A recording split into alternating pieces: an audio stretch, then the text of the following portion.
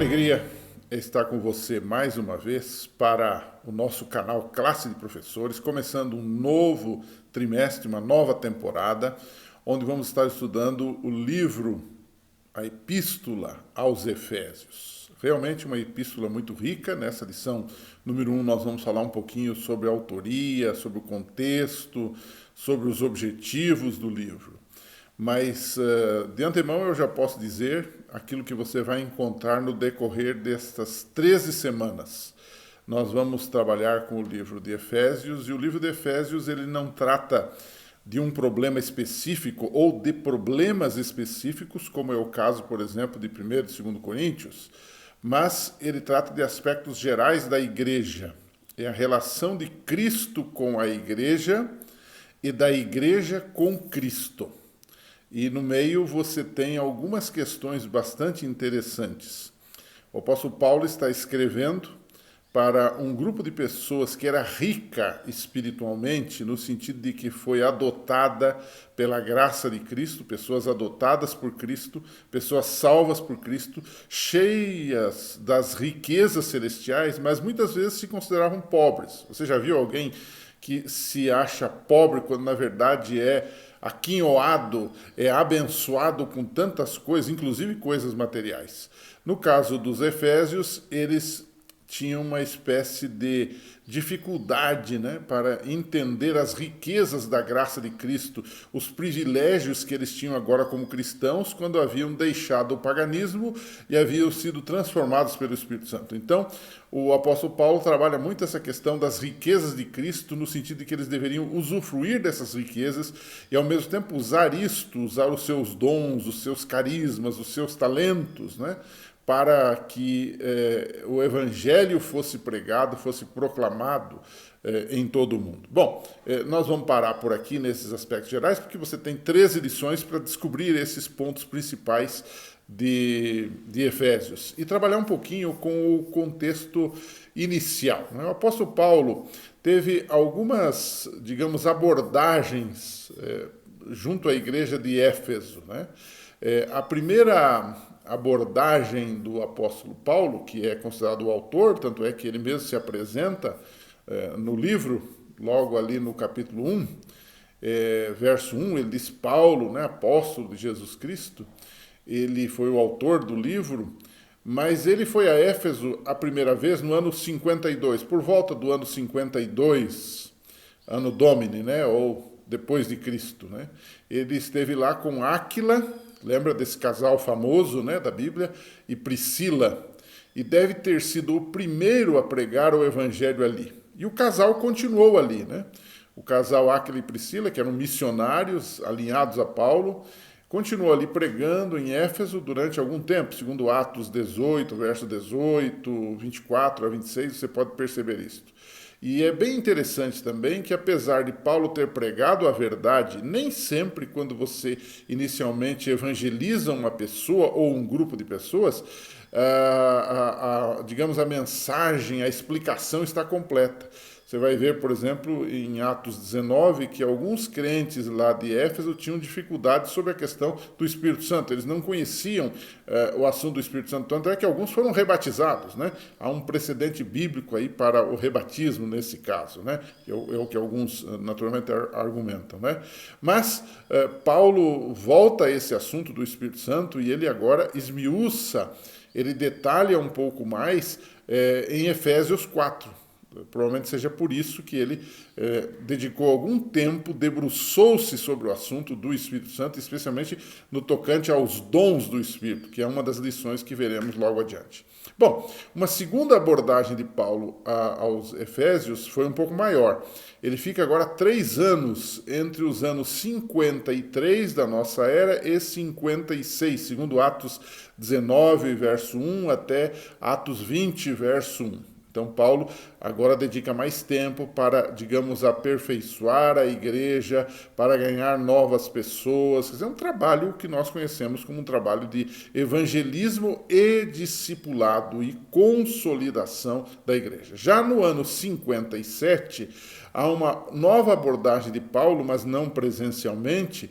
Ele estava em Mileto e ele se reúne com os anciãos de Éfeso, segundo Atos capítulo 20, versos 17 a 38. Ele, nesse encontro, adverte sobre o futuro da igreja, sobre as precauções que eles deveriam ter com os lobos, né, com os falsos mestres. Esse é aquele clássico texto, né, que diz que depois da minha partida, diz Paulo, lobos vão tentar se apossar da igreja. Então ele estava ali já trabalhando numa prevenção, mas não deixa de ser uma espécie de contato, de abordagem com os irmãos e com a igreja de Éfeso, né? E então você tem o ano 62, que é tido pelos autores comentaristas do livro de Efésios, no geral, né? Ele escreve a epístola aos Efésios, provavelmente ele estava na prisão em Roma, ao que tudo indica. Então, você tem aqui uma ligação bastante estreita de Paulo com a igreja de Éfeso, e que ela se torna um tipo de igreja que representa a igreja cristã como um todo, porque a epístola de Paulo aos Efésios, ela tem um caráter, digamos, mais universal do que somente local, né? Como é que era Éfeso? Um segundo tópico aqui da lição dessa semana. Como é que era Éfeso? Era a capital da província romana da Ásia naquela época. Era uma cidade, segundo dizem, na época de Paulo, com 250 mil habitantes. Era uma cidade rica, mas ao mesmo tempo era uma cidade idólatra. Era uma cidade gentílica, né? Ela era a sede, por exemplo, da deusa Artemis, do templo da deusa Artemis, mais conhecida para nós como Diana, né? Diana dos Efésios, né? Havia uma celebração ampla, né? Como acontecia no passado, nesses templos pagãos e nas coisas atinentes a eles, né? A celebração envolvia jogos atléticos, cerimônias cívicas e celebrações anuais, né? E a pregação de Paulo, ela surte um efeito muito grande, com muitas curas, como muitos milagres quando ele lá esteve, né? Mas alguns também, naquela ocasião, se aproveitaram, né? Tentaram usar o nome de Jesus para expulsar demônios, aquela história dos filhos de Cefas, né? Você vai lá em Atos 19, que narra isso, a partir do verso 13 até o verso 20, e você vai perceber como já naquele tempo a religião e o próprio nome de Jesus eram usados indevidamente para ganhar dinheiro. Hoje isso é muito comum. Aliás, este é um dos calcanhares, né, de Aquiles do cristianismo moderno, né, onde o nome de Jesus é usado para fazer comércio, para ganhar dinheiro indevidamente, né? E você sabe que também aqueles que são fiéis muitas vezes são perseguidos. Nós sabemos que chegará um momento em que as fogueiras da perseguição vão se reacender sobre os verdadeiros filhos de Deus, os verdadeiros cristãos, né? Nessa história aí de Efésios, a gente lembra de Demétrio, né? Demétrio era um ourives, né?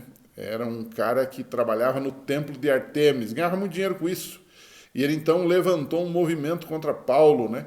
Porque com a debandada de fiéis daquela idolatria e a sua aderência ao cristianismo fez com que muita gente não fosse para lá e, logicamente, diminuiu a arrecadação, perderam dinheiro. E então ele fez um levante contra Paulo, lá no livro de Atos 19 e 20, você vai achar essa história triste e, ao mesmo tempo, uma história paradigmática do que pode acontecer hoje e ainda acontece em vários lugares do mundo onde os cristãos são perseguidos por causa da sua fé, né? Agora, para a gente resumir, né, fazendo um resumo, eu já falei alguma coisa no início e vamos voltar a falar agora no finalzinho, uma terceira e última parte. Quais são os temas, digamos, dominantes da epístola aos Efésios, né? Em primeiro lugar, há uma visão geral. Se você pega o capítulo 1, capítulo 2, capítulo 3, ali você tem uma visão geral do plano divino. Portanto, Efésios é um livro puramente cristocêntrico, onde Cristo é o centro, onde o apóstolo Paulo ora louvando a Cristo, exaltando o nome de Cristo por aquilo que ele fez por sua igreja.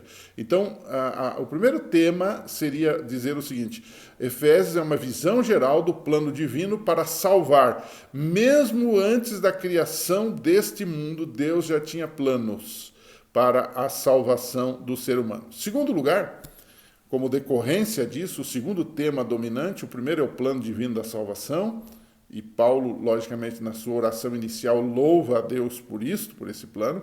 Você tem um segundo ponto, que é o papel da igreja. O que é a igreja? É o produto dessa salvação.